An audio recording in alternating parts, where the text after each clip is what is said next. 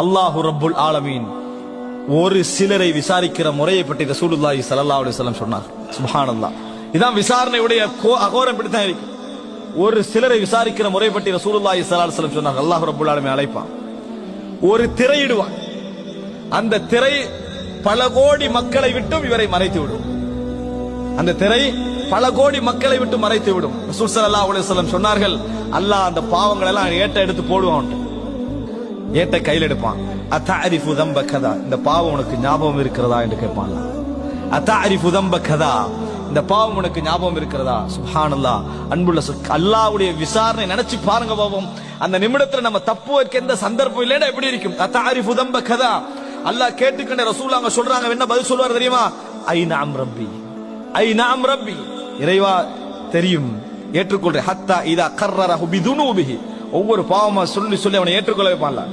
ஞாபகம் இருக்கிறதா, ஞாபகம் இருக்கிறதா, ஞாபகம் இருக்கிறதா, ஏற்றுக்கொள்கிறாயா, ஏற்றுக்கொள்கிறாய் என்று சொல்லிட்டே வருவான். அவ எந்த அளவுக்கு அல்லாஹ் அதை விசாரிப்பான் தெரியுமா? வரஆ ஃபீ நஃப்ஸிஹி அன்னஹு ஹலக், நான் நரகவாதி தான் என்று முடிவெடுத்து, நான் நரகவாதி தான், நான் நரகத்துக்குரியவன் தான் என்கின்ற முடிவுக்கு அவன் என்ன செஞ்சிருவான்? போய் விடுவான்.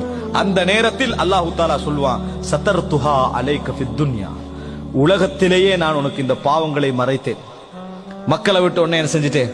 மூடிவிட்டேன்.